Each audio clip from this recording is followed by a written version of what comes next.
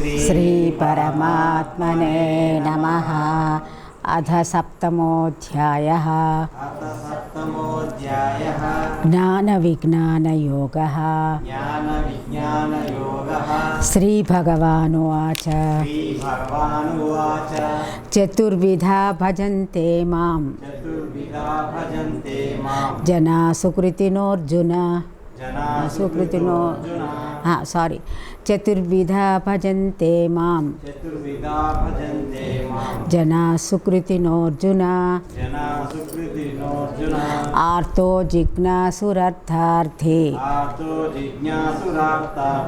ज्ञानी च भरतर्षभ। तेषां ज्ञाने नित्ययुक्ता एकभक्तिर्विशिष्यते। प्रियो हि ज्ञानिनोत्यर्थम् अहं स च मम प्रियः।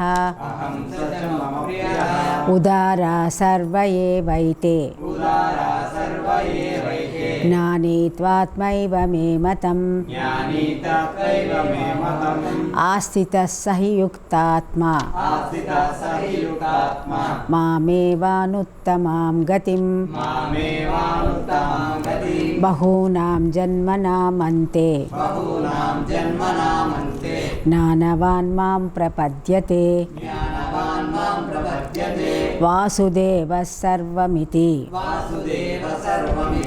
समहात्मा सुदुर्लभः। कामस्थैस्तैर्हृतज्ञाना प्रपद्यन्तेऽन्यदेवताः। तं तं नियममास्थाय प्रकृत्या नियता स्वया। यो यो यां यां तनुं भक्तः श्रद्धयार्चितुमिच्छति तस्य तस्याचलां श्रद्धां तामेव विदधाम्यहम्। सतया श्रद्धया युक्तः तस्याराधनमीहते। लभते च ततः कामान् मय्यैव विहितान् हितान्। अन्तवत्तु फलं तेषां तद्भवत्यल्पमेधसाम्। देवान् देवयजो यान्ति मद्भक्ता यान्ति मामपि मद्भक्ता यान्ति मामपि। अव्यक्तं व्यक्तिमापन्नं मन्यन्ते मामबुद्धयः। परं भावमजानन्तो ममाव्ययमनुत्तमम्। नाहं प्रकाशः सर्वस्य योगमाया समावृतः। मूढोऽयं नाभिजानाति लोको मामजमव्ययम्। वेदाहं समतीतानि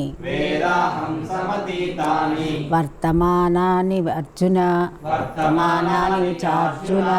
वेदाहं समतीतानि वर्तमानानि चार्जुन।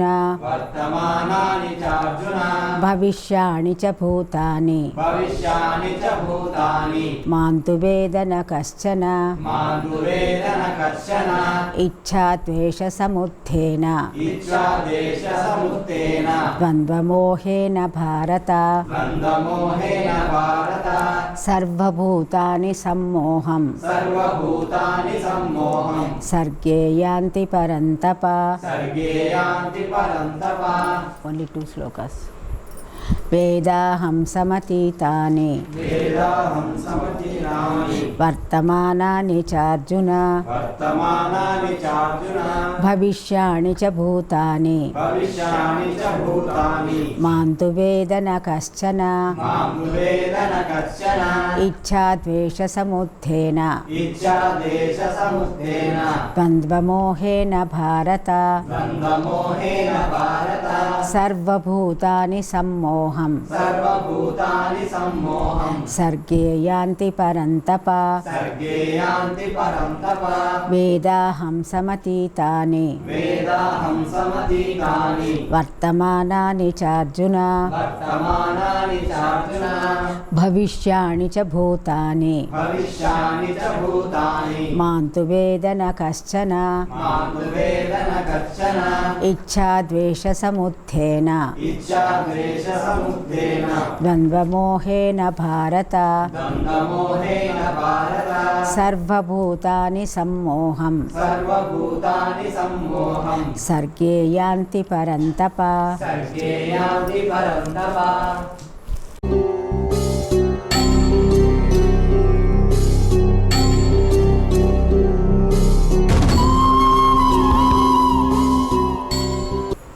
వసుదేవసుతం దేవం కంసచాణూరమర్దనం దేవకీ పరమానందం కృష్ణం వందే జగద్గురుం.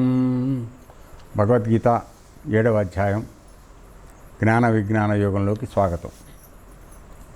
ఇంతకుముందు మనం చూసినప్పుడు పరమాత్మ కొంతమంది జనులు తమ యొక్క పూర్వజన్మల సంస్కారం వలన ఈ ప్రపంచంలో ఉన్నటువంటి విషయాదులైనటువంటి కోరికల యొక్క ప్రభావం చేత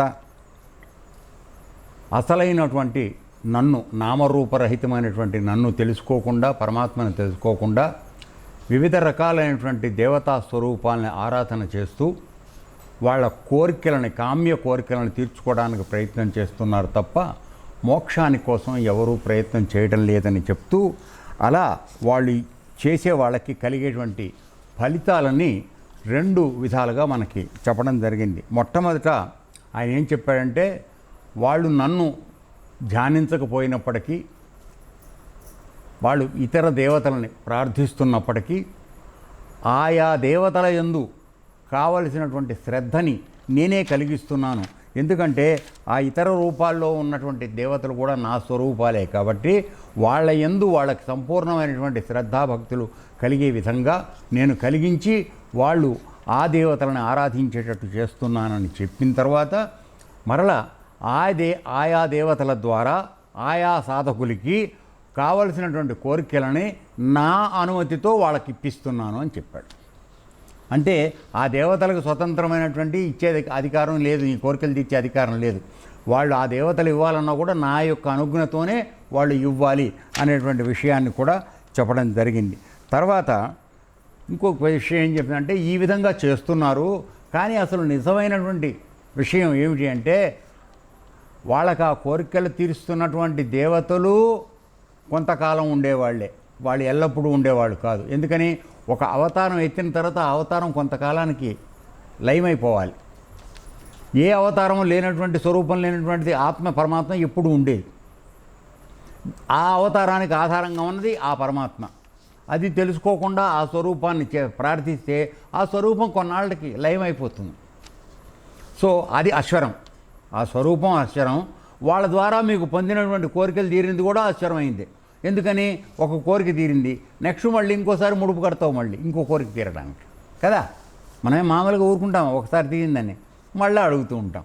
సో ఈ విధంగా పిచ్చివాళ్ళు వీళ్ళు తెలియకుండా అసలైనటువంటి నన్ను చేరి మోక్షాన్ని పొందాల్సినటువంటి మాట మాట్లాడకుండా ఎల్లప్పుడూ ఆ దేవతని ఈ దేవతనే ఆరాధన చేసి, వాళ్ళు అశ్వరమే, వాళ్ళు ఇచ్చే కోరికలు సాధనలు తీర్చేవి అవన్నీ కూడా అశ్వరమే. ఇటువంటి వాటిల్లోనే పడి జనన మరణ చక్రబంధాన్ని నుంచి వాళ్ళు ఏనాటికి బయటికి రాలేకపోతున్నారు. ఎవరు కూడా నిజమైనటువంటి శాశ్వతమైనటువంటి మోక్షం గురించి ఆలోచించట్లేదని చెప్పిన తరువాత,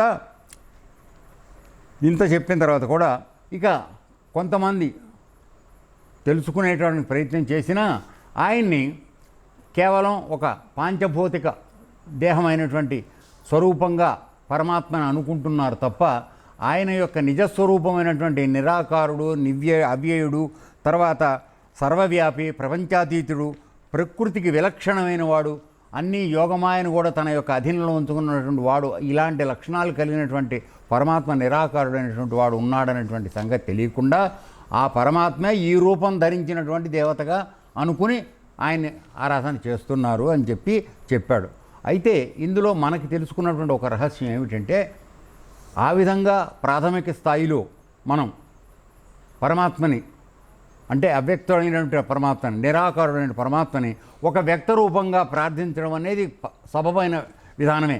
ఎందుకంటే మానవులందరికీ ఉన్నటువంటి మనస్సు యొక్క ఒక లక్షణం, ప్రముఖమైన లక్షణం ఏమిటంటే అది ఒక నామాన్ని, ఒక రూపాన్ని ఆలంబన చేసుకుంటే కానీ అది బతకలేదు. కాబట్టి ప్రాథమిక స్థాయిలో మనసుకి ఒక రూపాన్ని, నామాన్ని, రాముడు అనగా బాణంతో కనపడాలి, కృష్ణుడు అనగానే మురళితో కనపడాలి. ఇట్లా ఒక స్వరూపాన్ని, నామాన్ని నువ్వు అలవాటు చేసుకుని మన మనసుకు అలా అలవాటు అయిపోయింది. సాయిబాబా అనగానే అలా కూర్చొని కనపడటం, ఇట్లా మనం కొన్ని మన మనసులో ముద్ర అయిపోయి ఉన్నాయి.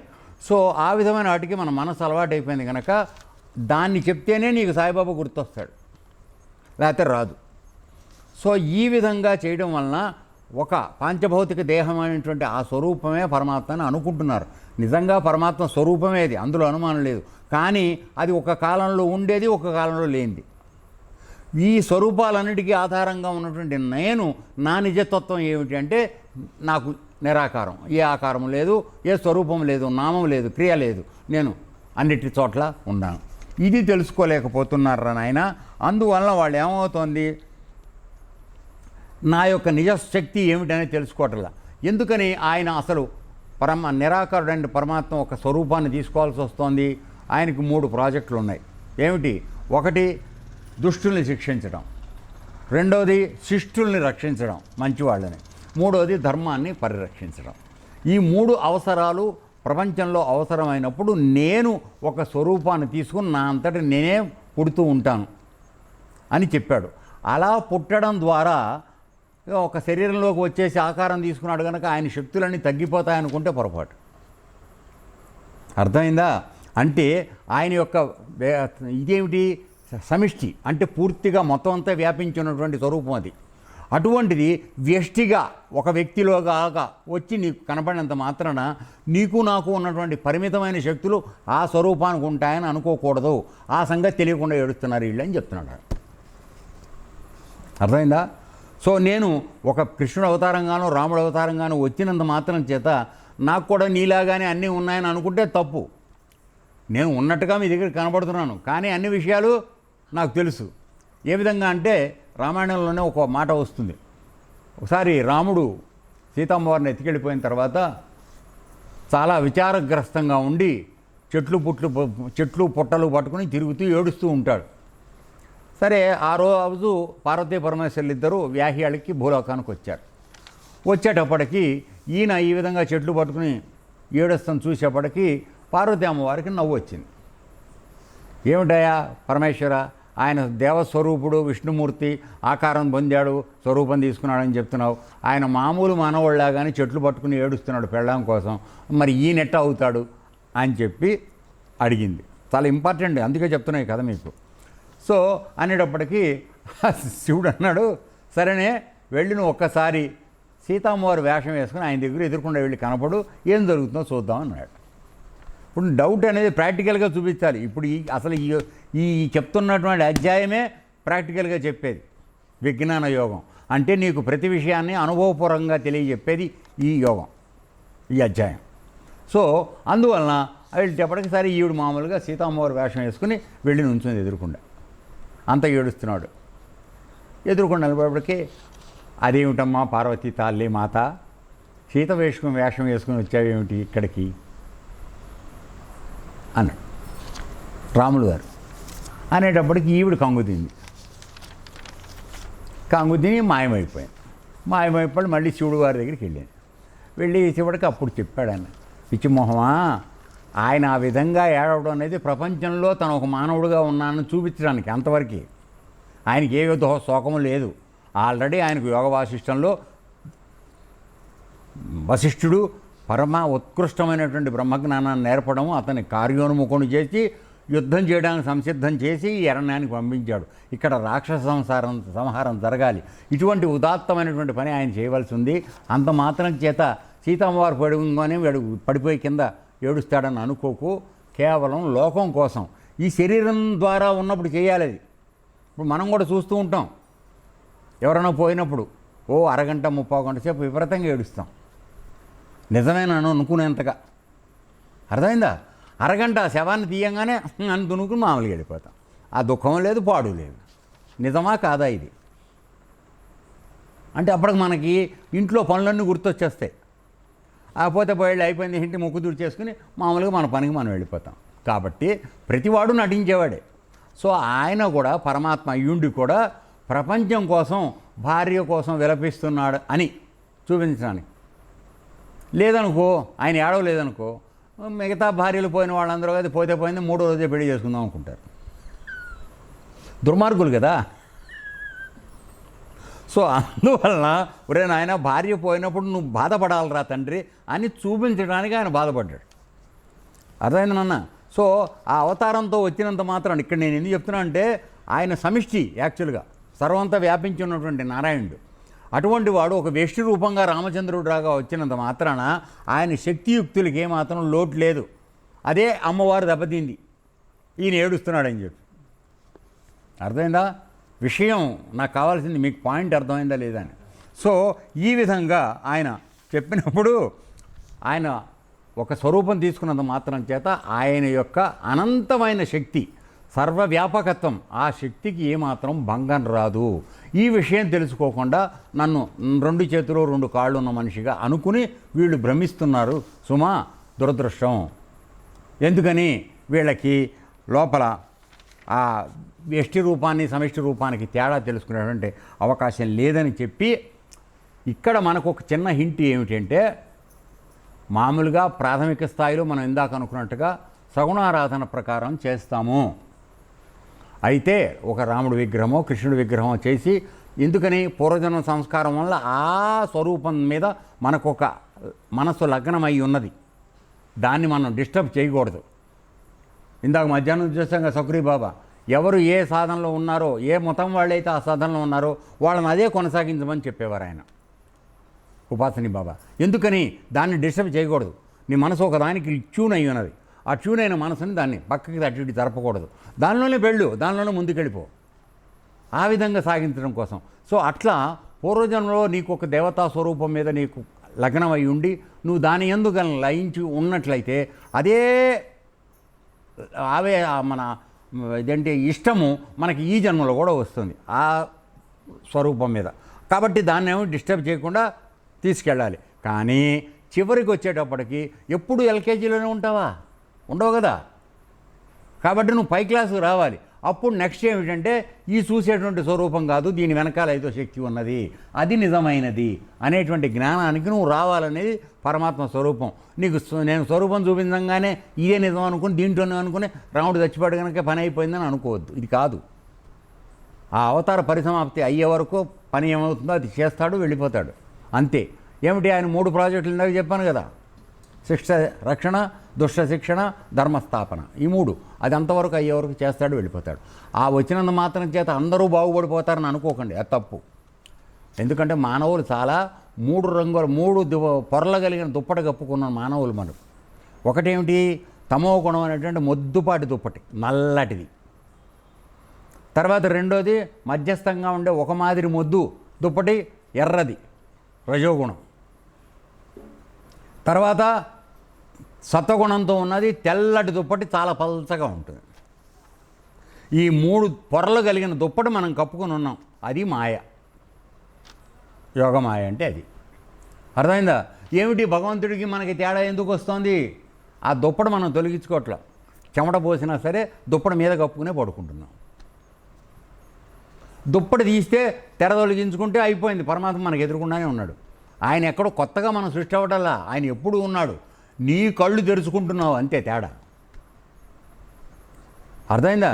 కళ్ళు ఉన్నా కూడా అసలు వస్తువును చూడటం చేతకాని గుడ్డివాళ్ళు కళ్ళు తెరిచి ఉన్న ఒక చూసే కన్నుతో, అంటే ద్రష్టగా ఉండేటువంటి కన్నుతో చూసటం నేర్చుకున్న రోజున ఎప్పుడు ఉన్న పరమాత్మ నీకు గోచరం అవుతాడు, అనుభవంలోకి వస్తాడు. అది రానంత వరకు ఈ కళ్ళతో చూస్తే నీకేం తెలియదు. సో ఈ విషయాన్ని తెలియపరచడానికి ప్రయత్నం జరిగింది.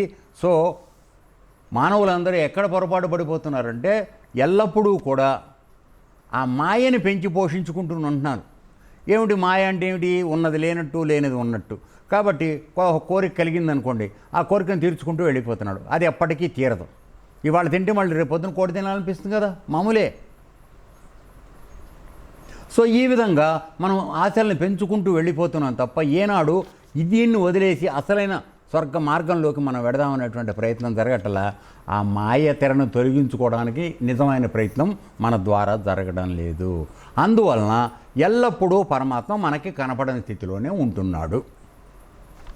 ఏ కొద్ది మంది మాత్రము, కోటాను కోట్లలో ఏ ఒకడో మాత్రమే ఆ తెరని తొలగించుకుని వాడు నన్ను చూసి నన్ను అనుభూతం అనర్చుకుంటున్నాడు. మిగతా వాళ్ళకి అది అవ్వడం లేదు అని చెప్పి నిన్న మనం చూడటం జరిగింది. అంటే ఇక్కడ ఎవరికీ కనపట్టలేదు అని చెప్పి కూడా చెప్పాడు. నేను యోగమాయ యొక్క దీనిలో ఉన్నాను కనుక నేను ఎవరికీ కనపట్టలేదన్నాడు. అంటే అసలు ఎవరికీ కనపడలే, అందరికీ కనపట్టలేదనా? కాదు. 99% మంది మాయలోనే ఉన్నారు, నా యొక్క యోగమాయలో. కాబట్టి వాళ్ళకి నేను కనపడే సమస్య లేదు. ఏ 1% వాడో ఆ తెరను తొలగించుకునే ప్రయత్నం చేస్తున్నాడు, వాడికి మాత్రం నేను దర్శనం అవుతున్నాను. కాబట్టి నన్ను ఎవరూ ఎరగడం లేదు. సర్వస్య అంటే ఎవరు తెలుసుకోవట్లేదంటే 99% లేని వాళ్లే. కాబట్టి అందరినీ కలిపి చెప్పడం జరిగింది. ఎందుకని 1% is a minority, negligible minority కదా. కాబట్టి వాళ్ళకి తెలిసినా ఉపయోగం లేదు. వాడెప్పుడు ప్రపంచానికి భిన్నంగానే ఉన్నాడు. అర్థమైందా? సో ఆ విధంగా చెప్తున్న తర్వాత ఇక్కడ ఏమిటంటే చూడండి, దీనికి ఆధారం ఏమిటంటే ఒక ఉదాహరణ. మామూలుగా సూర్యుడు ప్రకాశం ఎప్పుడు జరుగుతూనే ఉంది కదా. మధ్యలో మబ్బు వచ్చింది, మేఘం వచ్చేటప్పటికి మేఘం కింద ఉన్నవాడికి సూర్యుడు కనపట్టాల. అదే మేఘం పైన సూర్యుడికి కింద ఉన్నాడు అనుకో, వాడికి సూర్యుడు కనపడుతూనే ఉన్నాడు కదా. అంటే జరిగింది ఏమిటనమాట, వీడు మాయ అనేటువంటి మేఘాన్ని దాటి వెళ్ళినవాడు వాడికి కనపడుతున్నాడు, లేని వాడికి అబ్బో మబ్బేసిందే వానొస్తుందేమో అనుకునే పరిస్థితి వీడు. సో ఆ విధంగా ఉంది ప్రపంచంలో పరిస్థితి అనేటువంటి విషయాన్ని. సూర్యుడు ఎప్పుడూ ఉన్నాడు, కానీ గుడ్డివాడికి ఉపయోగం లేదు. ఎలా తెల్లారిందిరా సూర్యుడు వచ్చాడంటే గట్లనా ఏందది అని వీడండి. ఏంది పాపం, వాడికి కళ్ళు లేవు, వాడు తెలుసుకోలేడు. సో అటువంటి దురదృష్టకరిస్థితిలో మనం అందరం కూడా మామూలుగా ఈ మాంస నిర్మితమైనటువంటి 2 కళ్ళు ఉన్నప్పటికీ అసలైన మనలో ఉండి ఎల్లప్పుడూ చిత్స్వరూపంగా నిరాటంకంగా నిరాఘాటంగా వెలుగుతున్నటువంటి ఆ ప్రకాశాన్ని మాత్రం మనం తెలుసుకునే ప్రయత్నం చేయడం లేదు. అందువలన మనందరినీ కూడా గంపకొత్తగా కళ్ళున్నా లేని గుడ్డివాళ్ళు అని చెప్పాడు. అయితే సకురి బాబా ఏం చెప్పాడు, నన్ను తెలుసుకోవాలనుకున్నవాడు గుడ్డి నమ్మకంతో నన్ను సాధించాలి అని చెప్పాడు. అంటే ఉన్న కళ్ళు లేవనుకుని మూసుకొని చూస్తే ఆ చూసే నేత్రం ఏదంతా అది తెరుచుకుంటుంది. దాని ద్వారా మాత్రమే నువ్వు చూడగలవు. కాబట్టి ఇప్పుడు ప్రపంచంలో ఉన్నంతవరకు నువ్వు ఒక గుడ్డివాడుగా ప్రవర్తించమని చెప్తున్నాడు. అర్థం ఏంటంటే కళ్ళు మూసుకుని ఉండు. అందుకనే దేవతలందరూ కళ్ళు మూసుకునే నీకు కనపడుతూ ఉంటారు. మనం కూడా గుడికి వెళ్ళంగానే ఆటోమేటిక్ ఎందుకు కళ్ళు మూసుకుంటాం ఒకసారి ఆలోచించండి. ఎవడైనా చెప్పాడా? ఎందుకు నువ్వు వెళ్ళగానే గుడికి వెళ్ళగానే కళ్ళు ఎందుకు మూసుకుంటావు? మన లోపల జీర్ణమై ఉన్నది ఆ ఇంగిత జ్ఞానం. పరమాత్మ బయట లేడు, లోపల ఉన్నాడు. కాబట్టి కళ్ళు మూసుకొని లోపలికి చూసుకోమనే అర్థం దానిలో ఉంది. దాని గురించి ఎవడు ఆలోచించాడు? ఏందో ఇట్లా అనుకోవడం వచ్చాడు. అది నిజంగా చెంపలేసుకోవడం కూడా కాదు. చెంపలేసుకుంటే ఎట్టుండాలి, కరెక్ట్గా వేళ్ళని తేలాలి, అప్పుడు చెంప కొట్టుకున్నట్టు. అది కూడా నటనే ఇట్టిట్టాను. ఏమిటిది? ప్రతి ఏమిటా యాక్షనే. తప్పైందన్నప్పుడు ఎట్ట కొట్టుకోగలరు చెంప? మాస్టర్ కొడతాడు చిన్నప్పుడు అట్ట కొట్టుకోవాలి. అర్థమైందా? అది పశ్చాత్తాపం. మనం చేయట్లే, అక్కడ కూడా యాక్షనే. అయిపోయి భగవంతుడు వచ్చేసాడు, నీ కరుణించేశాడు, ప్రత్యక్షం అయిపోయాడు అన్నాడు, అయిపోయింది, వచ్చేసావు. ఎవరిని మోసం చేస్తారయ్యా? ఏంది action? This is not truth, this is not correct way. So ఆయన ఆ విధంగా చెప్పడం జరిగింది. సరే, అయిపోయింది. సో ఇప్పుడు ఇప్పటివరకు ఏమిటంటే యోగమాయ అడ్డంగా ఉంది కాబట్టి వీళ్ళందరూ తెలుసుకోలేకపోతున్నారని నిన్న వరకు చూసాం మనం. అయిన తర్వాత ఆ యోగమాయ కూడా నా యొక్క అధీనంలో ఉన్నది కాబట్టి ప్రతివాడి చిట్టా నాకు తెలుసురా నాయన అని ఇప్పుడు చెప్తున్నాడు ఆయన. చెప్తున్నాడు, రండి 26వ శ్లోకానికి వెడదాం. అర్జున, ఓ అర్జున, అహం నేను సమతీతాని గడిచిపోయినట్టియు వర్తమానాని చ ఉన్నట్టియు అంటే ఇప్పుడు ప్రస్తుతం ఉన్నట్టియు భవిష్యాణి చ అంటే భవిష్యత్తులో రాబోనట్టియు భూతాని ప్రాణులను వేద ఎరుగుదును మాం తు అనగా నన్ను కచ్చన ఎవడును నా వేద ఎరగడు. ఇది చెప్తున్నాడు. అంటే ఏమిటి? అది దురదృష్టం. ఏమిటంటే మన గురించి పూర్తిగా ఆయనకు పతా ఉంది, కానీ ఆయన గురించిన పతా మన దగ్గర ఎవరి దగ్గర లేదు. ఇక్కడ ఒకటి కాదు, ఎన్ని చెప్తున్నాడు చూడండి. భూతకాలం అంటే పూర్వజన్మలో నువ్వెవరివి, నువ్వేం చేసావు, ఆ చిట్టా అంతా నా దగ్గర ఉంది. ఎందుకని? ఆ జన్మలో కూడా నీ లోపల చిత్స్వరూపంగా నేను ఉన్నాను, బీజ రూపంగా. ఇప్పుడు ఈ జన్మలో నువ్వేం చేస్తున్నావో, తప్పు పనులు మంచి పనులు అన్నీ చిట్టా లెక్కేసుకోవడం, నేను నీ లోపలే ఉన్నాను. మళ్ళీ ఇది అయ్యాక నువ్వు నెక్స్ట్ జన్మ ఎత్తావు కదా, భూతం భవిష్యత్తు. ఈ భవిష్యత్తు జన్మ కూడా వెళ్ళేటప్పటికి ఈ రెండిటి ఆధారంగా రాబోయే జన్మ ఏమిటి కూడా నాకు తెలుసు. అర్థమైందా? నువ్వు ఇప్పుడు ఇవాళ చచ్చిపోగానే నీకు ఏ పోస్టింగ్ వస్తున్న సంగతి ఆయనకు ముందుగానే తెలిసిపోవచ్చు.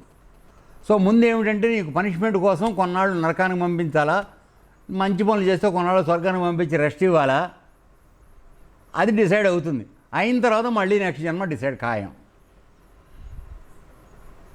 ఇందులో ఈ చక్రం నుంచి మాత్రం మార్పు లేదు. మరి ఎవడికయ్యా ఈ చక్రంలో పడకుండా ఉండేవాడు?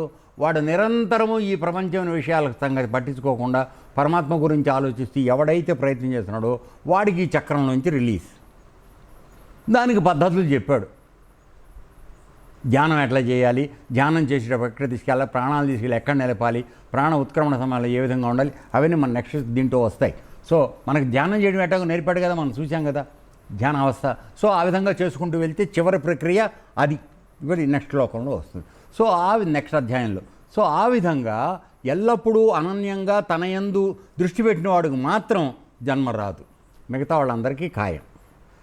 టైం తేడా, నీకు రేపు పొద్దున వస్తే వాడికి 2 రోజుల తర్వాత, వాడికి 4 రోజుల తర్వాత, అంతే డిఫరెన్స్. అర్థమైందా? అంటే మనం ఏ స్థాయిలో పాపాలు చేసామో దాన్ని బట్టి ఎందుకు మరి డిసైడ్ అయిందంటే అదనమాట. మనం ఏ స్థాయిలో పాపాలు చేసామో దాన్ని బట్టి మనకు పోస్టింగ్ వస్తూ ఉంటుంది. సో ఇందువల్ల ఇక్కడ ఏం చెప్తున్నాడంటే, ఇక్కడ అర్జున, నేను భూత భవిష్యత్ వర్తమానములందలి ప్రాణులన్నిటి యొక్క విషయాన్ని నేను ఎరుగుదును అంటున్నాడు. ఎందుకని? నువ్వు ఏ జన్మ ఎత్తినా, అంటే ఏ శరీరం ధరించినా, జంతువు శరీరం ధరించినా, మనుష్య శరీరం ధరించినా, మామూలుగా కీటక జన్మలు ఎత్తినా, అన్నిటిలోనూ నేను బీజంగా ఉన్నాను. కాబట్టి ఆ శరీరంతో నువ్వు చేస్తున్నటువంటి పనులు, ఆ ప్రాణి చేస్తున్న పనులు అన్నీ నేను లెక్కిస్తున్నాను, సాక్షిగా ఉన్నాను, నీ చర్యలన్నీ గమనిస్తున్నాను. అందువలన ఇక్కడ మనం ఆశ్రమంలో గుడ్డగప్పేదో చేద్దామని అనుకోకండి, చూసేవాళ్ళు లోపల ఉన్నాడు. అర్థమైందా? ఒకానొక రోజు ఖచ్చితంగా మనం అందరం దొరుకుతాం, దానికి తగిన పనిష్మెంట్ దొరుకుతాం. ఎందుకంటే ఆ కోర్టు చాలా పెద్దది, మన కోర్టులాగా కాదు. ఏదో కాస్త తీసుకుని అటు ఇటు సర్దుబాటు చేయడం లాయర్లు అది చేసే అవకాశం ఉన్నది కాదు అని అందరినీ అనడం లేదు, అది కాదు నా ఉద్దేశం. మేనేజ్మెంట్ అనేది పాసిబుల్ కాదు, అక్కడ చాలా నిష్పక్షపాతంగా జరుగుతుంది. కేవలం నువ్వు చేసిన పాపపుణ్యముల యొక్క లెక్క ప్రకారం ఆటోమేటిక్గా నీకు వచ్చేస్తుంది. నీ ఆధార్ కార్డు అక్కడ పెట్టగానే నెక్స్ట్ పోస్టింగ్ నీకు డిసైడ్ అయిపోతుంది. అదేంటా? సో అక్కడ అప్పీల్సు మేనేజ్మెంట్ చేయడం అవి ఉండవు, నేను చెప్పేది అది. అందువలన రికమెండేషన్స్ అవి డబ్బులు ఇచ్చే పనులు అవి నడవు, అది నేను మనవి చేసేది. Okay, correct. సో అందువలన అటువంటివి లేవు. అదే ఎందుకంటే నువ్వు వెళ్ళేటప్పుడు ఇక్కడి నుంచి ఏ డబ్బులు తీసుకెళ్ళలేదు కదరా, ఎవరికి ఇస్తావు? యమధర్మరాజు పోనీ ఏదైనా లంచం ఇద్దామంటే ఇక్కడి నుంచి ఏవి రావు కదా, అన్నీ ఏడే ఉంటాయి. కేవలం మనం చేసిన పాపపుణ్యాలు మాత్రం నెత్తి మీద పెట్టి పంపిస్తాడు. ఆ జ్ఞానం తెలుసుకున్నారు కనుక ఈ జన్మలో పాపాలు చేయకండి రా అయ్యా అంటున్నాడు ఆయన. కానీ మనకు ఎంతమందికి ఉంది అది? ఇంకా అదేదో మాకు అర్థం కాదు, అంతే. సో ఆ విధంగా చెప్తున్నాడు. సరే, ఇప్పుడు ఇక్కడ ఏమిటంటే మామూలుగా అసలు ఏమిటి సృష్టి అంతా కూడా కాలమే. కాలం అంటే ప్రతి విషయము ఒక కాలంలో జరుగుతోంది. పరమాత్మ కాలస్వరూపుడు అంటే అర్థం ఏమిటంటే ఎల్లప్పుడూ నిశ్చలంగా ఉండేటువంటిది కాలం. కాలంలో అనేక రకములైన మార్పులు జరుగుతున్నాయి.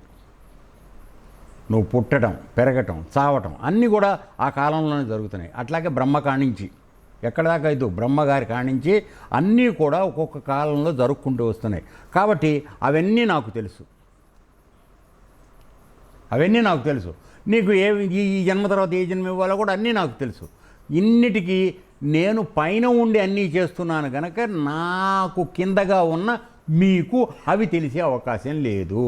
ఉదాహరణ ఏమిటి అని అంటే, సపోజ్ మనం ఇప్పుడు ఇక్కడ పైన నుంచున్నాం అనుకో, ఫస్ట్ ఫ్లోర్లో రోడ్డు మీద భజంత్రి మేళం పెళ్ళి బారాత్ వెళ్తోంది. సరే, పెళ్లి కూతుర్ని పెళ్లి కొడుకుని చూస్తాం, బాగా బండి మీద ఎక్కి తీసుకెళ్తుంటారు కదా. తీసుకెళ్తున్నప్పుడు పెళ్లి కూతురు బాగుంది లేదా పెళ్లి కొడుకు బాగున్నాడు ఏదో మనం అనుకుంటూ ఉంటాం, మనం చూసి మాట్లాడుకుంటాం. అయితే రోడ్డు మీద వెళ్ళే వాళ్ళందరూ పైన మనం ఉన్నామని చూసే అవకాశం ఉందా? ప్రత్యేకంగా వాడు తలెత్తి చూస్తే తప్ప, లేక ఎవడో ప్రయత్నం చేసిన వాడు చూసే అవకాశం తప్ప మిగతా అందరూ కూడా. కాబట్టి ఒక రాణి గారు జనానాలో పైన కూర్చొని చూస్తాం అనుకో, రోడ్డు మీద వెళ్ళి అందరిని చూస్తూ ఉంటుంది. ఆవిడ వేరే పని లేదు కనుక. రాజుగారు ఎప్పుడు వస్తాడో తెలియదు, అందుకని బయట జనాన్ని చూస్తూ ఉంటుంది. కానీ కింద వెళ్ళేవాళ్ళు రాణిగారిని చూసే అవకాశం లేదు. అట్లాగే ఇప్పుడు మన అంతరార్థంలోకి వద్దాం. పైనున్న పరమాత్మ మనం చేసే అన్ని పనులు చూస్తున్నాడు. అది గుర్తుపెట్టుకోండి. మన పైన కూర్చున్న పరమాత్మ ఉన్నాడు చూసావా, వాడు నువ్వు చేసే పనులన్నీ లెక్కిస్తున్నాడు. నువ్వెప్పుడు ఆధార స్థానంలో నీ బతుకంతా అక్కడే. ఎప్పటికీ పైకి రావడానికి ప్రయత్నం చెయ్యవు. అక్కడి నుంచే మళ్ళీ ఇంకో జన్మకు వెళ్ళిపోతూ ఉంటావు. అందువలన నీకు ఆ పైన ఎత్తి చూసే అవకాశం లేదు. ఒకవేళ ఇవ్వబడిన అవకాశాన్ని సద్వినియోగం చేసుకునేంత ఓపిక లేదు. ఇక్కడ యోగ విద్య నేర్పబడుతోంది. పైకి చూడటం, పైకి వెళ్ళటం, పైన ఉండి పరమాత్మను తెలుసుకోవడం, ఆయనతో లయమైపోవడం నేర్పబడుతోంది. అయినప్పటికీ ఎంతమంది చేయగలుగుతున్నారు నిజాయితీగా? ఎంతమంది గుణాలను దాటగలుగుతున్నారు? మరి ఇందాక మనం చెప్పావు కదరా, మనం సకూరి బాబా దాంట్లో చూసినప్పుడు, నువ్వు ఊరికే చెప్పిన మంత్రం చదివితే చాలు, గుణాలు మార్చుకోవాలి, సత్కర్మ చేయాలని చెప్తున్నాడు ఆయన ఉపాసిని బాబా. సత్కర్మలు ఏం చేస్తున్నారు ఇక్కడ మీరు? ఒక్క మంచి పని, కేవలం మాంసం తింటాం మానేం. ఇది నీకు చేసిన గ్రేటెస్ట్ ఫేవర్ మాకు. అర్థమైందా? సో అందువలన ఇక్కడ ఏమంటున్నానంటే, నువ్వు కింద ఉన్నానని దిగులు పడాల్సిన అవసరం లేదు. దయచేసి వినండి. పైకి వెళ్ళే మార్గం మీకు చెప్పబడింది. ఎగబాకే పని మీకు చెప్పడం వచ్చింది. దాన్ని ఎందుకు ఉపయోగం చేసుకోరు? పరమాత్మని ఎందుకు తెలుసుకోరు? అర్థమైంది నాన్న? అప్పుడు అక్కడికి వెళ్ళావనుకో, ఆ మేడమేకి వెళ్ళావనుకో, నువ్వు కూడా అందరినీ కింద నుంచి చూస్తూ ఉండొచ్చు. నువ్వు కిందకి ఎక్కడికి రావాలని అవసరమే లేదు. కిందకి రావడం అంటే అర్థం ఏంటి? మళ్ళీ జన్మకి రావడం. అది చేయాల్సిన పని లేదు. నువ్వు ఒకసారి పైకి ఎక్కితే అది ఎక్కండ్రా అయ్యా అంటే మధ్యలో కూర్చుని తర్వాత చూస్తా, రేపు ఆలోచిస్తా, ఎల్లుండి ఆలోచిస్తా, ఇది పద్ధతి కాదు. ఎందుకంటే నువ్వు ఖాయంగా నువ్వు తీరుబడయ్యేంత వరకు దీన్ని ఆపి అప్పుడు చేర్చుకుందామంటే అప్పటి వరకు నువ్వు ఉంటావని నమ్మకం నీకేమైనా ఉందా? నీ ఆయుర్దాయం ఎవరికైనా తెలుసా? ఎవ్వరికీ తెలియదు, యోగులకు కూడా తెలియదు. అందుకని వాళ్ళు ఏం చేశారు, ఎంతకాలం ఉందో తెలియదు కనుక ఉన్నదాన్ని కాస్త పొదుపుగా వాడుకుంటూ పరమాత్మ వైపుకి ఎక్కువ వెళ్దామని వాళ్ళు ప్రయత్నం చేస్తారు, తెలివిగలవాళ్ళు కనుక. మనం అసలు తెలివి అనేది మనకు లేనే లేదు. ఎందుకంటే ఈరోజు గడిచిపోతే చాలు, 2 కోళ్ళు 3 మేకలు తినేసి పంపుంటే సరిపోద్దని మనం అనుకుంటున్నాం. దీని పాపం ఏమవుతుంది, మన మీద ఏం పడుతుంది అనేది స్పృహ మనకు లేదు. అందువల్ల మనం చేసేసుకుంటున్నాం. ఆయుర్దాయం పూర్తిగా బతికే అవకాశం లేదు. ఎంతకాలం ఉంటామో తెలియదు, సడన్గానే చచ్చిపోతాం. మరి భగవద్గీతలోకి వచ్చేప్పటికి ఆయన నీకు అన్నీ చెప్పడం కాకుండా చచ్చిపోయే సమయం ముందుగా తెలుసుకుని పక్కల ఏర్పాటు చేసుకుని భగవంతుడిని ఆలోచించుకుంటూ చూసుకుంటూ చచ్చిపోమని చెప్తున్నాడు ఆయన. మధ్యాహ్నం చూసాం కదా, భీష్ముడికి ఏ విధంగా అయితే కృష్ణ పరమాత్మ అంతిమ సమయంలో దర్శనం ఇచ్చి తనలో ఐక్యం చేసుకున్నాడు, ఆ స్థితికి రావాలి మానవుడు. మనకేమో వదిలేసిన గల్లా పెట్టో ఏంటి అవు పెళ్ళాం నగలో ఇవి అవే గుర్తొస్తాయి. కానీ మనకి ఎప్పుడు భగవంతుడు మనకు కనపడే టైం మనకు తెలియదు. అసలు ఇప్పుడు యాక్సిడెంట్లో చచ్చిపోతున్నాం, అసలు ఏది తెలిసే సంగతి తెలియదు. టక్ గుద్దుకుంటోంది, నిమిషంలో చచ్చిపోతున్నాం. అయిపోయా. దేని గురించి ఆలోచించే సమస్యలు అనేది. అవునా కాదా? ఒక చిన్న డౌట్, గురుమార్గం పట్టుకొని ఉన్నాం కదా. అవును, పట్టుకున్నారు.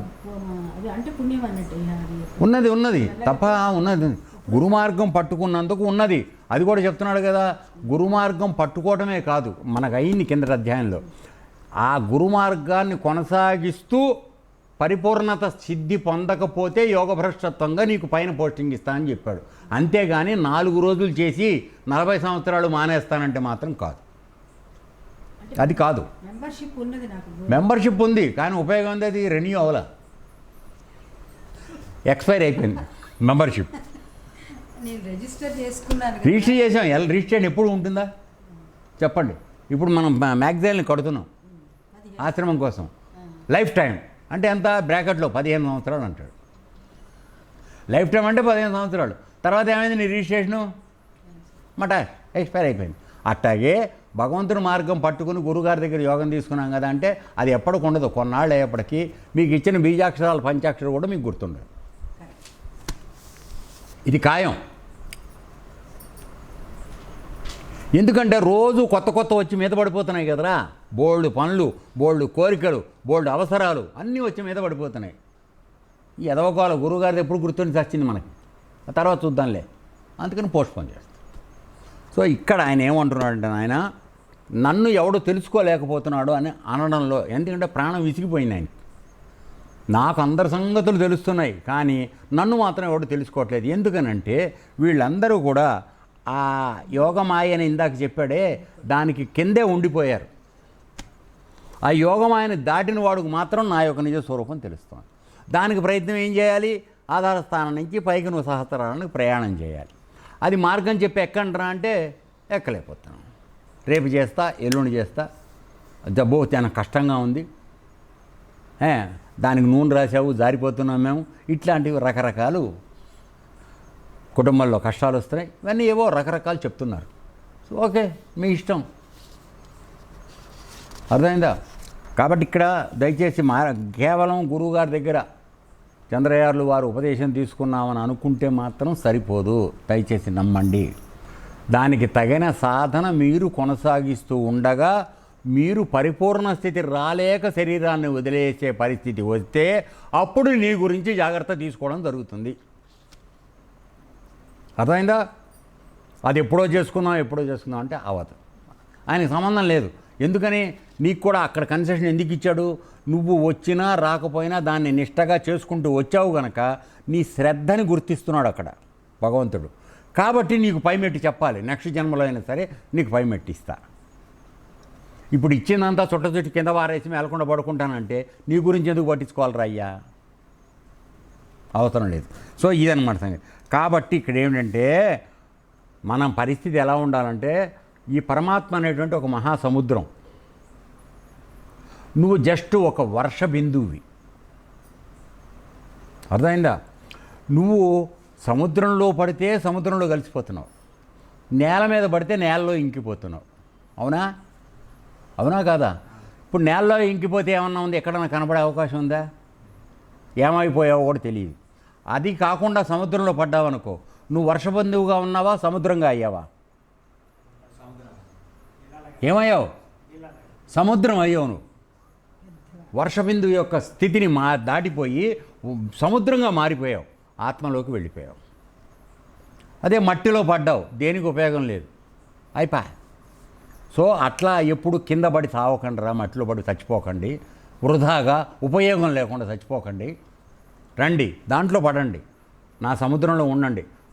మీరు ఎల్లప్పుడూ సంతోషంగా ఉండొచ్చు. ఇంకొకసారి ఎక్కడికి వెళ్ళాల్సిన అవసరం లేకుండా ఆ నిరంతరమైనటువంటి ఆనంద సముద్రంలో హాయిగా ఉండండి అని చెప్తున్నాడు ఆయన. కాబట్టి ఈ విధంగా చెప్పిన తర్వాత ఇక్కడ మనం అందరం తెలుసుకోవాల్సింది ఏంటంటే పరమాత్మ కాలస్వరూపుడుగా ఉన్నాడు కనుక మనం అత్యంత అల్పమైనటువంటి కాలం బతికుంటున్నాం గనక మనం అందరం కూడా కాలాధీనులము ఫస్ట్. తర్వాత మృత్యుగ్రస్తులం, అనగా సావుకి ఒకరోజు ఖాయంగా అవ్వాల్సిందే, ఎవరు తప్పుకునే పని లేదు. అందువలన జీవితమా క్షణిక జీవితం. అర్థమైందా? ఆలోచించండి. క్షణిక జీవితం అంటే అర్థం, నీకు 100 ఏళ్ళు ఉందని అనుకుందాం. మొదట 15-20 సంవత్సరాలు బాధ్యత అనేది ఏమిటో తెలియకుండా తిని అరిగే వరకు పరిగెత్తడం, ఆటలాడటం, శక్తి పొందటం. దాని తర్వాత నువ్వు చేసే పని ఏంటి? బాల్యస్తావత్ క్రీడాసక్త, తరుణస్తావత్ తరుణీసక్త, వృద్ధస్తావత్ చింతాసక్త. నీ జీవితం ఆ విధంగానే గడిచిపోతుంది. అర్థమైందా? వయసు వచ్చింది, వెంటనే పోరి కావాలి మనకి, బయలుదేరటం, పెళ్ళి, అక్కడి నుంచి ఇద్దరు కలవంగానే పిల్లలు పడతారు. ఇక వాళ్ళ సెటిల్మెంట్ చూడడం సరిపోద్ది. అర్థమైందా? చివరికి కాళ్ళు చేతులు ఊసిపోయే టైంకి ఇప్పుడు మా దగ్గరికి వస్తారు అక్కడ వెంకటంపురంలో వాడు కాళ్ళు వంగో చేతులు వంగో, కూర్చోతాను ఆడతలా, నాతోనే అవుతలే, ఏం చేద్దాం ఇప్పుడు వాడిని? అంతవరకునేమో పొట్ట తిప్పలు. పోనీ మొదటి నుంచి లేరా అంటావా? ఒక్కొక్కడు 15 సంవత్సరాల నుంచి ఉన్నారు ఆశ్రమంలో. ఆ రోజు ఏ స్థితిలో ఉన్నారో ఈరోజు అదే స్థితిలో ఉన్నారు, నాతోని కాతలే. ఇంకెప్పుడు మరి మనం తెలుసుకునేది? ఒకసారి ఆలోచించండి. అందుకని భగవంతుడి భగవద్గీతలో కూడా ఏం చెప్తున్నా అంటే, అత్యంత యంగ్ లైఫ్లో అంటే యవనంలో ఉండగానే ఈ మార్గంలోకి పడిపోవాలి. పడిపోతే ఎందుకని మనకు చెప్తాడు. ఇప్పుడు వస్తుంది, ఆగండి, నెక్స్ట్ శ్లోకంలోనే వస్తుంది ఆ సంగతి కూడా, దాంట్లో వస్తుంది, చూద్దాం, వెళ్తున్నాం. సరే, అయిపోయిన తర్వాత మరి ఈ 3 స్థాయిలు దాటేటప్పటికి మనకి భగవంతుడిని తెలుసుకున్న టైం ఉంటుందా? బకెట్ దన్నేస్తున్నాం. మళ్ళీ మన ఆయన ఏమో మనకు జన్మిస్తున్నాడు. సో ఈ విధంగా చేసుకోవడం మీకు మంచిది అనిపిస్తే అలాగే ఉండండి, ఎవ్వరు బాధ కాదంటల్లా. అంత తొందరగా మారే అవకాశం కూడా లేదు. దానికి ఎంతో కష్టం కావాలి, శ్రద్ధ కావాలి, చాలా గుణాలు మార్చుకోవాలి, కనపడిందల్లా ఎత్తి లోపలేసుకోవడం మానేయాలి, చాలా ఉన్నాయి. నీది కాంది ముట్టుకోకుండా ఉండే ఇది కావాలి నీకు. అర్థమైంది నాన్న? నీ జేబులో 10,000 ఉంది, బయట రోడ్డు మీద 10 రూపాయల నోటు కనపడితే నాది కాదని వదిలేయగల శక్తి ఉందా మనకి? నిజం చెప్పండి. ఏమా టెంప్టేషన్ నీకు? ఎందుకు ఆ కక్కుర్తి? దానికే పడిపోతున్నాం. ఓకే, ఇది అయిపోయింది. అయిపోయిన తర్వాత ఇక్కడ మనకు చెప్పిన విషయాలు ఏంటంటే, ఆయన త్రికాలగుణుడు, అన్ని విషయాలు అన్ని ప్రాణుల గురించి తెలుసు, ఆయన కాలస్వరూపుడు. నీవు కాలానికి లోబడున్నావు, కొంతకాలానికి చచ్చిపోతావు, నీ జీవితం క్షణికమైంది. ఈ 3 అవస్థలు చెప్పాను కదరా, బాల్య, యవన, వృద్ధాప్యం, 3 చెప్పాను కదా. ఈ 3 అవస్థల్లో నీ జీవితం గడిచిపోతుంది. భగవంతుని గురించి ఆలోచన టైం ఎక్కడుంది మనకి? లేదు. ఈ విధంగా మనం వృధా చేసుకున్నాం. ఇకపోతే నెక్స్ట్ వచ్చేప్పటికి ఇటువంటి జనులు ఈ యోగమాయలో పడిపోయి ఇదిలో ఉండేటువంటి వాళ్ళు నన్ను ఎందుకు తెలుసుకోలేకపోతున్నారు, అసలు ఎక్కడ జరుగుతోంది పొరపాటు అనే విషయాన్ని చెప్పడానికి ప్రయత్నం చేస్తున్నాడు. నెక్స్ట్ శ్లోకానికి 27వ శ్లోకానికి టీకా తాత్పర్యం. పరంతప అనగా శత్రువులను తప్పింపు చేయవాడైనటువంటి ఓ అర్జున, సర్గే పుట్టుక తోడనే. ఇక్కడ వస్తుంది అసలు రహస్యం. మనందరికీ ఎక్కడ మొదలవుతుందో జబ్బు, లేక ఈ ప్రపంచమున ఇచ్ఛాద్వేష సముత్థేన, రాగద్వేషముల వలన లేక కామక్రోధముల వలన పుట్టినటువంటి ద్వంద్వ మోహేన అనగా సుఖదుఖాది ద్వంద్వరూపమగు వ్యామోహము లేక అవివేకము చేత సర్వభూతాన్ని సమస్త ప్రాణులను సమ్మోహం మిక్కిలి అజ్ఞానమును యాంతి పొందుతున్నవి. సో మనకి ఎక్కడ పడుతోంది బీజం? మీకు చాలాసార్లు చెప్పాను. తల్లి కడుపులో ఉండగా 7వ మాసంలో నీకు పూర్వజన్మల యొక్క విశేషం నీకు తెలియపరుస్తుంది. భగవంతుడు నీకు దర్శనం అవుతాడు, అవన్నీ చూపిస్తాడు. చూపించిన తర్వాత రాబోయే జన్మ గురించి కూడా చెప్తాడు. అది భయం కలిగి నువ్వు లోపల ఏడ్చి, పరమాత్మ నన్ను బయట వెయ్యి, నీ పాదాలు విడిచిపెట్టకుండా నీ సేవ చేస్తానని కొన్ని నెలలు నువ్వు ప్రార్థన చేస్తే అప్పుడు నిన్ను భూమి మీదకి తీసుకొచ్చాడు. భూమి మీదకి రాగానే ఏం జరిగింది? మంత్రసానమ్మ నీ ముఖాన నీళ్లు కొట్టింది. ఏం జరిగిందో తెలియదు నీకు. నీళ్లు కొట్టింది, దాన్ని కలినీళ్ళు అంటారు. ఆ కలినీళ్ళు చల్లేటప్పటికీ నీకు పూర్వజన్మ స్మృతి ఏదైతే ఉందో అది పోతుంది. అక్కడి నుంచి ప్రతిదాని పట్ల పొందాలనేటువంటి రాగద్వేషాలు, కోరిక. ఎందుకని వాడికి మొట్టమొదటిలో వేరే కోరికలే ఉండవు. పొట్టతిప్పలు ఒకటే వాడికి తెలుసు, ఆకలి. మ్యా మ్యా మ్యా అని ఏడుస్తూ ఉంటాడు. అప్పుడు తల్లి పాలు పడితే పాలు తాగి పడుకుంటాడు. వాడికి అదొకటే కోరిక తెలుసు. అర్థమైందా? నెమ్మదిగా కోరికలు మొదలవడం స్టార్ట్ అవుతుంది. సో ఇక్కడ రాగద్వేషాలంటే ఒకటి కావాలి ఒకటి వద్దు అనేటువంటిది అక్కడ పుట్టుకతోనే వస్తోంది. నీకు పుట్టించినప్పుడే ఆయన ఈ లోపల మందు పెట్టి పంపిస్తున్నాడు. కాబట్టి నువ్వు దానిలోంచి బయటకు వచ్చే అవకాశం చాలా తేలికైనది మాత్రం కాదు. దీని తర్వాత ఏమవుతోంది? రాగద్వేషాలు వచ్చిన తర్వాత ఈ అన్ని ద్వంద్వాలు రకరకాలు, సుఖదుఖం ఏంటి, ఆశాపాశం, తర్వాత కామక్రోధాలు, తర్వాత ఇష్ట అయిష్టాలు, సమశీతోష్ణాలు, శీత ఉష్ణాలు, ఇటువంటి ద్వంద్వాలన్నిటికీ మనం లోబడిపోతున్నాం. రెండింటినీ సమానంగా చూసేటువంటి పరిస్థితి. అంటే రెండిటికి మధ్యలో, ఈడా పెంగళకి మధ్యలో సుషుమ్నయందు ఉండేటువంటి పద్ధతి నీకు నేర్పబడింది. ఆ విధంగా నువ్వు ఉండడం ప్రపంచంలో అలవాటు చేసుకుంటే నీవు సమస్థితిలో ఉన్నట్టు. చలిగా ఉందని చెప్పేసి మనం ఇది వేసుకున్నాం అనుకో, దుప్పట్లు కప్పి రగ్గులు కప్పి పడుకుంటున్నాం. అంటే మనం రక్షించుకోవడానికి ఆలోచిస్తున్నాం. కొద్దిపాటి చలి కూడా భరించలేని స్థితి. అదే ఇప్పుడు వేసవకాలం వచ్చింది, ఏసీలు, కూరళ్ళు ఎన్ని రకాలు ఉన్నాయి అన్ని రకాలు, అన్నీ కృత్రిమంగా తయారైనవే. అవి పెట్టుకుని మన శరీరాన్ని ఇంకా గబ్బు చేసుకోవడానికి ప్రయత్నం. ఎందుకని? ఏసీ వేసుకుంటే ఒళ్ళంతా పొడారిపోతుంది. పొడారిపోయిన తర్వాత రకరకాల జబ్బులు, దానికి మళ్ళీ పైనుంచి డిటర్జెంట్లు అవి ఇవేవో కొట్టుకోవడం, పౌడర్స్. అర్థమైందా? సరే, ఇంత శుభ్రం చేసుకున్నా ఆడు పొరపాటున ఎప్పుడన్నా చెయ్యెత్తాడో మనం చచ్చామన్నమాట. అన్నీ 3 రకాల స్నానాలు చేస్తాడు, 4 రకాలు కొట్టుకుంటారు, అయినా సరే వాడి దగ్గరికి వెళ్ళావో చచ్చావన్నమాట. ఎక్కడి నుంచి వస్తుంది ఈ దుర్గంధం? ఎక్కడుంది? నీ లోపల ఉన్నది, నువ్వు తినే ఆహారంలో ఉంది. అర్థమైనా? దాని గురించి వరి ఏం లేదు.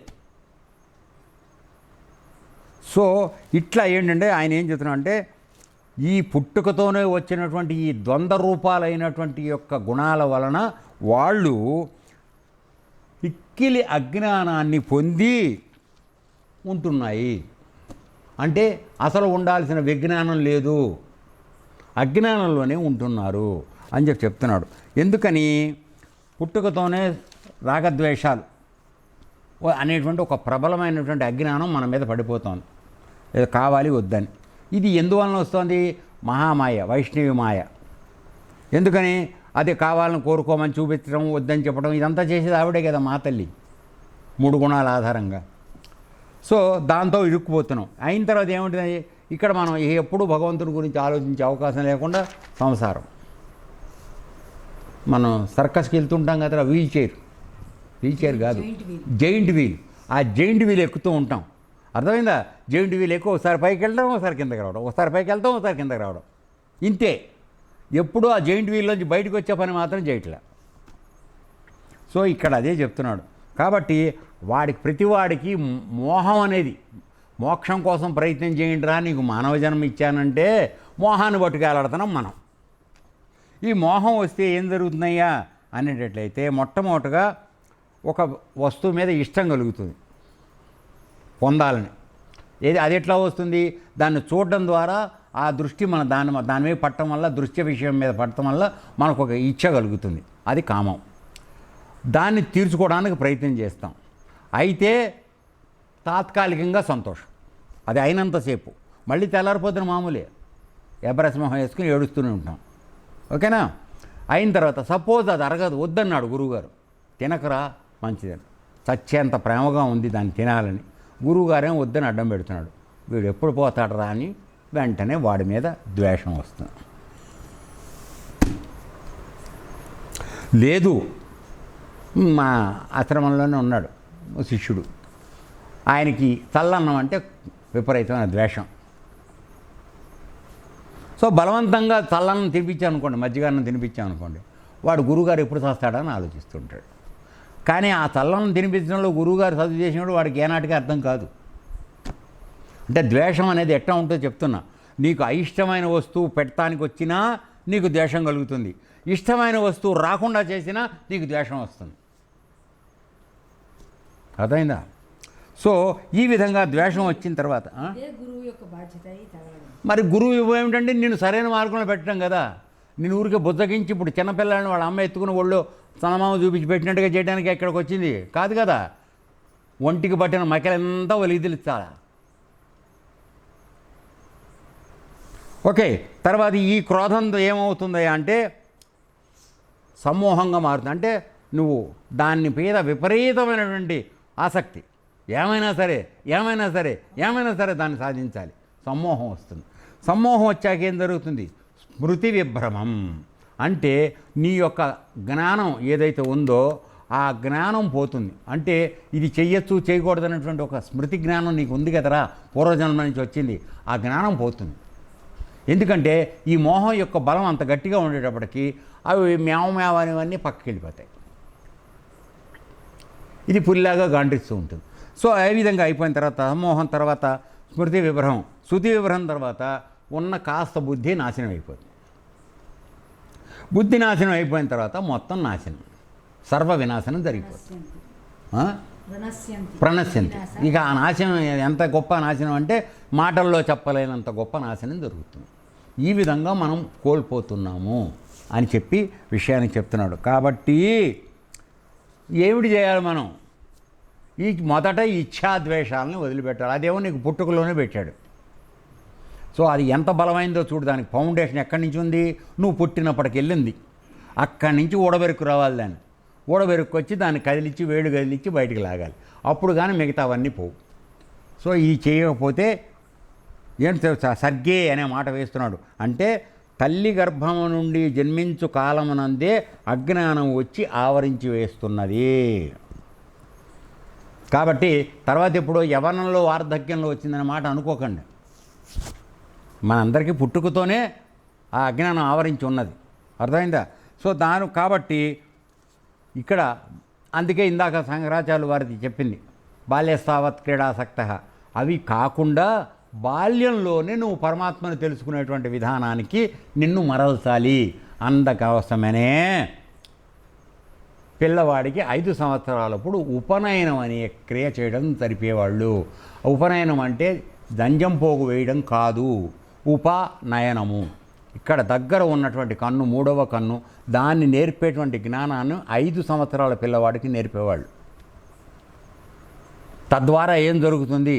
12 సంవత్సరాల శిక్షణ గురుకులంలో గురువు ఇచ్చేవాడు. పూర్తి బ్రహ్మజ్ఞానాన్ని వాడికి నేర్పేవారు. తర్వాత వివాహ యోగ్యత, వెళ్ళి వివాహం చేసుకోమని చెప్పేవాడు. అప్పుడు వివాహం చేసుకున్న పెళ్ళాం తప్ప ప్రపంచం లేదనేటువంటి పరిస్థితిలో వాడు ఉండడు. అదొక విద్యుక్త ధర్మం. తన ద్వారా వంశాభివృద్ధికి జరగవలసిన పని చేసేవాడు. ధర్మాన్ని కాపాడుతూ జీవించేవాడు. తర్వాత సంతానం కలిగిన తర్వాత ఇంట్లో ఉన్నటువంటి నిత్యాగ్నిహోత్రాన్ని పెద్ద కొడుకు కప్పచెప్పి అరణ్యాలకు వెళ్ళిపోయేవాడు. ఇది మానవులు తమ యొక్క జన్మని సార్థకం చేసుకునేటువంటి విధానం. ఇప్పుడు అవన్నీ మనం మాట్లాడటానికి అవకాశం లేదు. కనీసం అంత చేయలేకపోయినా మన చేస్తున్నటువంటి దైనందిక కార్యక్రమాల్లో స్వార్థపరత్వమైనటువంటి బుద్ధి, దుర్మార్గపు ఆలోచనలు తగ్గించుకుంటే చాలా వరకు మనం మంచి జన్మకు వెళ్ళే అవకాశం వస్తుంది. అంతవరకు బాగుపడితే చాలని నేను అనుకుంటున్నా. మోక్షం విషయం ఇవన్నీ చెప్తున్నారు. ఈ కాలంలో ఎంతవరకు అవుతుందనేది చాలా చాలా చాలా అనుమానమైన పరిస్థితి. ఎందుకంటే దానికి తగినటువంటి మానసిక స్థితి లేదు, సాంఘికంగా పరిస్థితులు లేవు, ఉన్నటువంటి ఆహారపు అలవాట్లు అట్లేవు. ఈ 3 ప్రతిబంధకాలు మనకు ఏర్పడుతున్నాయి. సో అందువలన కష్టమైన విషయం. అయినప్పటికీ చెయ్యొద్దని ఎవరు చెప్పటంలా. మొట్టమొదటిగా ద్వేషం తగ్గించుకుంటే ఏది జరగకపోయినా వెంటనే ద్వేషానికి రావద్దు. అది కలిగిందో దాని తర్వాత క్రోధం ఇవన్నీ మామూలుగా వచ్చేస్తాయి ఇక నీకు. అందువలన ఆ విధంగా తగ్గించుకోవటం. ఒకళ్ళు వద్దని చెప్తున్నాడంటే ఎందుకు 2 నిమిషాలు ఆలోచించకూడదు? మీరు ఎందుకని గురుగారు అది ఆ వస్తువు తీసుకోవద్దు, చేయొద్దు అని అంటున్నాడు? ఎందుకు 2 నిమిషాలు ఆలోచించకూడదు? వాడి వయస్సు కానీ అనుభవం కానీ అవన్నీ మీకేమి లెక్కలేదా? నీకున్న 25 వయసుగా నీకు అన్నీ తెలుసని నువ్వు అనుకుంటున్నావా? పెద్దవాళ్ళ మాటకి ఎందుకు గౌరవం ఇవ్వలేరు మీరు? అహంకారం, అన్నీ నాకే తెలుసని అహంకారం. దానివలన ఎవడు గోతులో వాడు పడుతున్నాడు. అర్థమైందన్నా? ఈ విధంగా మనం చెప్తున్నాం. సరే, అయిపోయింది ఈ విధంగా. కాబట్టి ఇప్పుడు నీ యొక్క బాల్య స్థితి నుంచే ఈయన చెప్పబోతున్నటువంటి సలహా ఏమిటి అంటే, బాల్య స్థాయి నుంచే నువ్వు చిన్నప్పటి నుంచే ఆ లక్షణం, రాగద్వేషాల లక్షణం బీజం నీ లోపల ఉంది కనుక దాన్ని నలిచివేయడానికి కావలసిన పారమార్థికమైనటువంటి మార్గంలో నువ్వు వెళ్ళటం నేర్చుకోవాలి. సంసారంలో ఉండద్దని ఎవరు చెప్పడం లేదు. తామరాకు నీటి బొట్టు మీద ఎట్లా ఉన్నదో ఆ విధంగా ఈ ప్రపంచంలో ఉండడం అలవాటు చేసుకో. అన్నిటితోనూ ఉండు, దేన్ని పట్టుకుని మునిగిపోకు. తామరాకు తేలితేనే ఉంది కదరా నాన్న, బురదలోనే ఉన్నది, నీళ్ళల్లోనే ఉన్నది, కానీ నీటి బొట్లు పడినా అది అంటుకోకుండా ఉన్నది. ఆ విధంగా జీవించడం నువ్వు ఈ ప్రపంచంలో అలవాటు చేసుకుంటే చిన్నప్పటి నుంచి అప్పుడు నువ్వు సరైన మార్గానికి రావడానికి వీలవుతుంది. లేకపోతే చాలా వయసు పెరిగిన కొద్దీ అది బలపడిపోతూ ఉంటుంది. మనలో ఉన్నటువంటి రాగద్వేషాలు చాలా బలంగా తయారవుతుంటాయి. అప్పుడు నువ్వు దాన్ని లొంగదీయడం అవకాశం లేదు. అందువల్ల మనం ఇదైపోతూ ఉంటాం.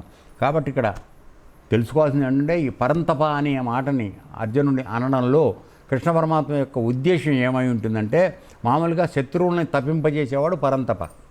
కానీ ఇక్కడ అంతరార్థం ఇప్పుడు మాట్లాడుతోంది దేని గురించి? అంతఃశత్రువుల గురించి మాట్లాడుతున్నాం. కాబట్టి ఒరే నాయన, బయట ఏమున్నటువంటి శత్రువుల్ని ఏ విధంగా చీల్చి చెండాడుతున్నావో, నీ లోపల ఉన్న శత్రువులు, నీకు శత్రువులు ఎవరైతే ఉన్నారో వాళ్ళని కూడా చీల్చి చెండాడి పైకి రారా తండ్రి అని చెప్పడం జరుగుతుంది. ఏతత్సర్వం కృష్ణార్పణమస్తు.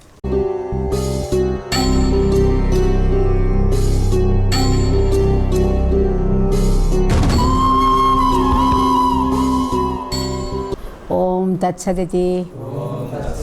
శ్రీమద్భగవద్గీతాసు ఉపనిషత్సు బ్రహ్మ విద్యాయాం యోగశాస్త్రే శ్రీకృష్ణార్జున సంవాదే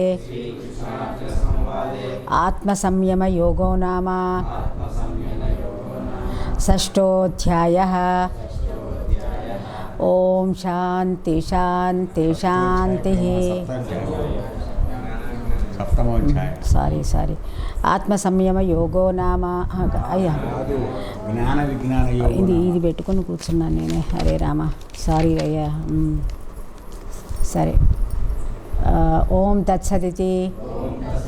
శ్రీమద్భగవద్గీతాసు ఉపనిషత్సు బ్రహ్మ విద్యాయాం యోగశాస్త్రే శ్రీకృష్ణార్జున సంవాదే జ్ఞాన విజ్ఞాన యోగో నామ సప్తమోధ్యాయః. ఓం శాంతి శాంతి శాంతి.